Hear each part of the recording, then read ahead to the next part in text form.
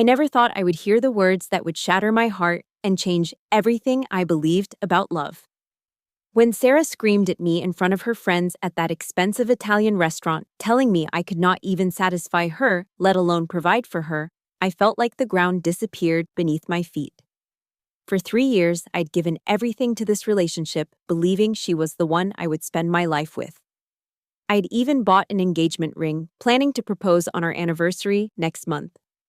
But there was something Sarah did not know about that night.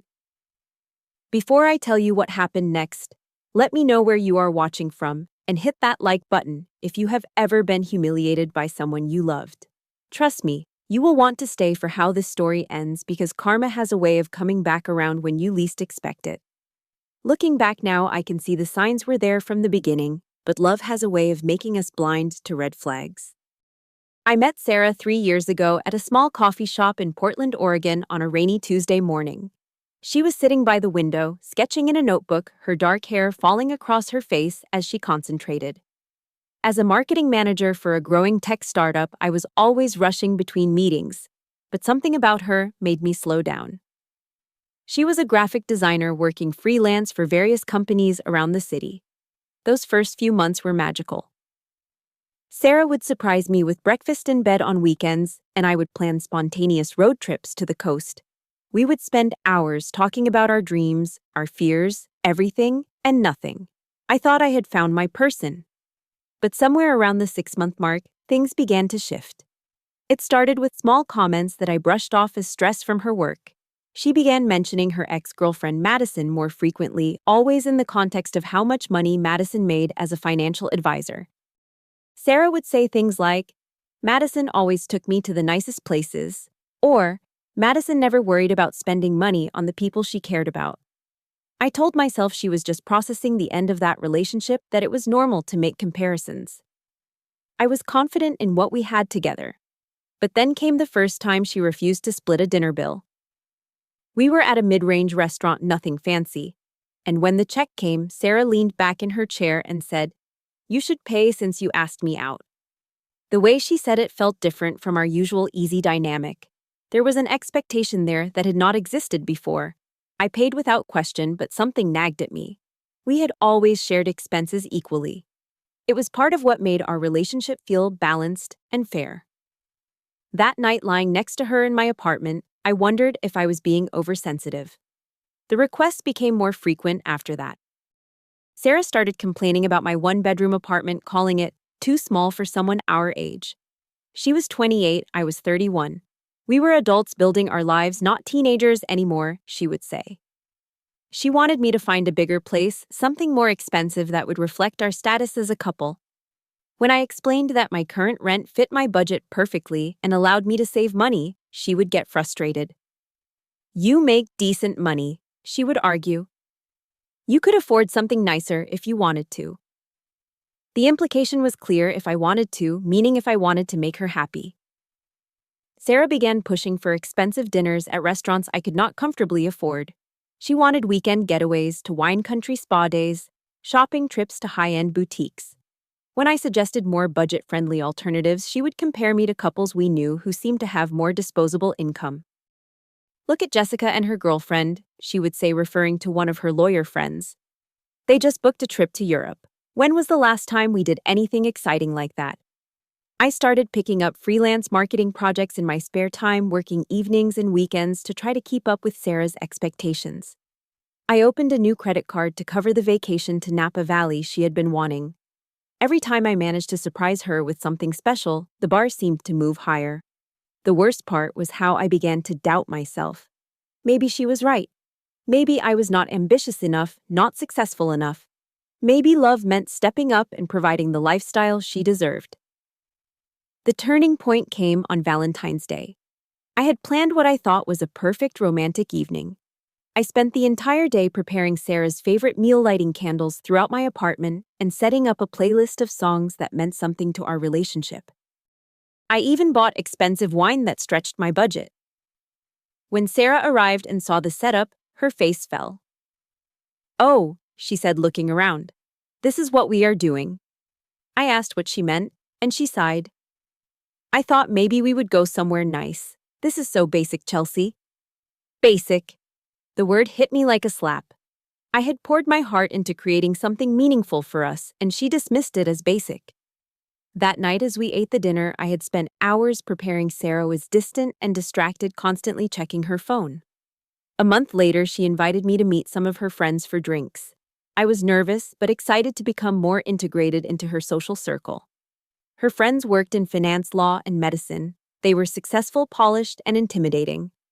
Throughout the evening, they made subtle comments about my job, asking if working at a little startup was stable, whether I had good benefits, if I was planning to move to a real company soon. Sarah did not defend me.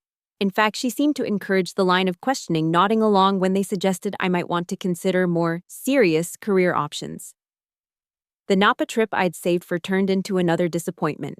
Sarah complained that the hotel was not luxurious enough, that the restaurants I had chosen were fine but nothing special. She spent most of the weekend posting carefully curated photos on social media while seeming genuinely unhappy with the reality of our time together. I had maxed out my credit card for that trip, but Sarah's reaction made me feel like I had failed yet again. Our physical intimacy suffered too. Sarah became distant, less affectionate, always finding reasons to spend time with her friends instead of with me. When we were together, she seemed preoccupied, like she was thinking about being somewhere else. The breaking point approached when I received news about a promotion opportunity at work. I was being considered for senior marketing manager, a position that came with a significant salary increase and more responsibility. I was thrilled and could not wait to share the news with Sarah. Her reaction was not what I expected. Instead of celebrating with me, she said, "Finally, maybe now you can afford to treat me properly." Not congratulations, not "I am proud of you," but relief that I might finally be able to meet her financial expectations. That same week, I had secretly purchased an engagement ring. I had been saving for months, putting aside money from my freelance work, cutting back on my own expenses. It was not the biggest or most expensive ring, but it was beautiful, and I had chosen it with love. I had planned to propose on our 3-year anniversary, which was just a month away.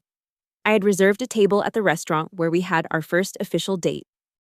I pictured the moment, imagining her surprise and joy, thinking about how we would call our families afterward, how we would start planning our future together. But now, holding the ring box in my hands, I felt a growing doubt. Was this really what I wanted? Was this the person I wanted to build a life with? My best friend Amanda had been trying to warn me for months. "She is changing you," Amanda would say. "You are not yourself anymore. You are always stressed about money, always worried about whether you are doing enough for her." I defended Sarah, insisting that relationships required compromise, that love meant making sacrifices. But deep down, I was beginning to wonder if Amanda was right. Sarah's birthday fell on a Friday in late September. She had been dropping hints for weeks about wanting to celebrate somewhere really special. I made reservations at Palazzo, an upscale Italian restaurant downtown that I honestly could not afford, but knew would make her happy. The group included Jessica, the lawyer, who always had something to say about my career choices, Maria, an investment banker, who drove a BMW and never let anyone forget it, and Taylor, a doctor, who had recently bought a house in the hills. Their partners came too, all equally successful and polished. From the moment we sat down, I felt out of place. The conversation centered around expensive vacations, real estate purchases, and career achievements that made my own life seem small and insignificant. Sarah was in her element, laughing and engaging in ways I rarely saw when we were alone together. "Chelsea is up for a promotion at her little tech company," Sarah announced at one point, and I cringed at the way she described it. The table offered polite congratulations, but I could feel their judgment. To them, my job was cute, temporary, something I would outgrow when I got serious about life. Throughout dinner, the subtle jabs continued. Jessica mentioned how important it was to be financially compatible in a relationship. Maria talked about her girlfriend's recent partnership at her law firm, emphasizing how nice it is when both people are equally ambitious. Taylor shared details about the vacation home she and her partner had just purchased. Sarah nodded along enthusiastically, occasionally glancing at me with what looked like embarrassment. I tried to contribute to conversations, but every attempt felt awkward and forced. I was aware of my clothes, my hair, my everything, feeling like an imposter in this world of expensive tastes and casual wealth. When dessert arrived, the conversation turned to relationships. The key is finding someone who matches your energy, Maria said, looking directly at me. Someone who wants the same things you want. Absolutely, Sarah agreed quickly. Compatibility is everything. I felt heat rise in my cheeks, but said nothing. These people did not know me, did not know how hard I worked or how much I cared about Sarah. They saw only what I could not provide, not what I could. When the bill came, I reached for my wallet as I always did. It was over $300 for our table, far more than I had expected, but I was determined to pay my share and maintain my dignity. That is when Sarah exploded. You cannot even satisfy me, let alone provide for me. She screamed loud enough for the entire restaurant to hear. Conversations stopped at nearby tables. The server froze mid-step. Everyone was staring at me. The words hit me like a physical blow.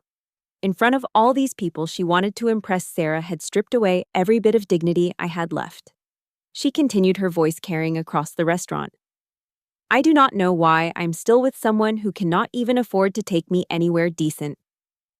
For a moment, I could not breathe. 3 years of love, of trying to be enough, of stretching myself thin to make her happy, and this is how she truly felt about me. The humiliation was complete and devastating. But then something shifted inside me. Maybe it was the shock, or maybe it was clarity finally breaking through, but I felt myself detach from the situation. I looked at Sarah, really looked at her, and saw someone I barely recognized. When had the woman I loved become someone capable of such cruelty? I smiled. It was not a happy smile or a bitter one. It was the smile of someone who had just understood something important about their life. I pulled out my wallet and placed exactly enough cash on the table to cover my portion of the meal, including tip. I stood up, slowly smoothing my dress, and looked around the table at Sarah's friends who were watching in stunned silence. You are absolutely right, Sarah, I said calmly. You deserve so much better than what I can provide. I picked up my purse and walked out of the restaurant with my head held high, leaving Sarah and her friends in shocked silence behind me. The drive home was surreal. I felt like I was floating, disconnected from reality. When I finally made it to my apartment, I sat in my car for 10 minutes before going inside, trying to process what had just happened. My phone was buzzing with texts, but I ignored it.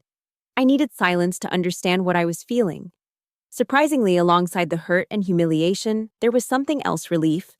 For the first time in months, maybe years, I did not feel the constant pressure to be more, to do more, to somehow transform myself into someone worthy of Sarah's love. I called Amanda, and she was at my door within 20 minutes, armed with wine and ice cream. We sat on my couch, and I told her everything. She listened without judgment, occasionally squeezing my hand or refilling my wine glass. I am proud of you, she said when I finished. Walking out like that took courage. Around 10 o'clock, my doorbell rang. I assumed it was Sarah coming to apologize or to continue the fight. I was not ready to see her, was not sure what I would say. But when I opened the door, I found a young woman about my age, looking confused and slightly embarrassed. I am so sorry, she said. I think I have the wrong address. I was supposed to meet someone from a dating app at the coffee shop around the corner, but I got turned around and my phone died. She gestured helplessly. I was hoping you might let me use your phone to call an Uber. Her name was Alex, and she had the kindest eyes I'd ever seen. Something about her openness and vulnerability in that moment touched me. Instead of just letting her use my phone, I invited her in for coffee while we waited for her ride. Alex was a teacher at a local elementary school, originally from Seattle, new to Portland. She was funny and easy to talk with, and for the first time all day, I found myself laughing genuinely. She had a way of listening that made me feel heard, really heard, in a way I'd almost forgotten was possible. When I briefly mentioned having a difficult evening, she did not pry, but she offered the kind of simple human kindness that felt revolutionary after months of conditional affection. Sometimes the universe puts us exactly where we need to be, she said with a gentle smile. We talked for over an hour, and when her Uber arrived, I found myself wishing she would stay longer. She gave me her number, suggesting we grab coffee sometime when her phone was working and she was less of a mess. Just as Alex was gathering her things to leave, my doorbell rang again. This time, it was Sarah. I opened the door to find her with red swollen eyes, mascara smeared down her cheeks. She had been crying for hours, that much was obvious. "Chelsea, baby, please." She started but stopped when she saw Alex behind me. "Who is this?" Sarah demanded, her sadness instantly transforming into anger. Alex stepped forward calmly. "I am Alex. I was just leaving." She squeezed my shoulder gently and whispered, "Text me if you need anything," before walking past Sarah to her waiting car. Sarah stared after her, then turned back to me with accusation in her eyes. "Are you serious right now? You have someone over already." "Alex is a friend who needed help," I said simply. "But honestly, Sarah, it would not matter if she were more than that. We are done." Sarah's face crumpled. "No, we are not. Baby, I am so sorry. I did not mean what I said. I was just embarrassed in front of my friends. You know how they are. I felt like I had to say something." "You felt like you had to humiliate me to impress people who barely know me." "It was not like that," she said desperately.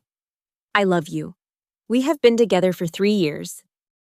You cannot throw that away because of one mistake." I looked at this woman I had planned to marry and felt nothing but sadness for both of us. "It was not one mistake, Sarah. It was 3 years of you being ashamed of who I am and what I can offer. 3 years of me trying to become someone else to earn your love." "I never asked you to change," she protested. "You did not have to ask. You made it clear every day that I was not enough as I was." Sarah tried to push past me into the apartment, but I stood firm. "Please, just let me in so we can talk about this properly." "No," I said, and the word felt powerful. "We are done talking. We are done, period." I went inside and returned with a small box containing the few things she had left at my place: a toothbrush, some jewelry, a book she had been reading. I handed it to her gently. "I hope you find what you are looking for," I said, and I meant it. "But it is not me, and I am not going to pretend to be someone else anymore." Sarah stood there for a long moment, clutching the box, tears streaming down her face. "This is not how our story was supposed to end," she whispered. "No," I agreed. "It is not." In the months that followed, my life changed in ways I could not have imagined. The promotion came through along with the salary increase that finally allowed me to breathe financially. But more importantly, I rediscovered parts of myself that I had lost trying to be enough for Sarah. Alex and I became close friends, first bonding over long walks through the city, quiet dinners at small restaurants, and conversations that lasted until dawn. She appreciated my homemade meals, my modest apartment, my thoughtful gifts that cost more in time and care than money. When our friendship eventually grew into something deeper, it felt natural and right. With Alex, I never had to wonder if I was enough. She made it clear every day that she valued who I was, not what I could provide. She supported my career goals without needing them to reflect on her. She celebrated my successes and comforted my failures without keeping score. Sometimes I would think about Sarah and wonder if she had found what she was looking for. I hope she had learned to value substance over status, love over luxury.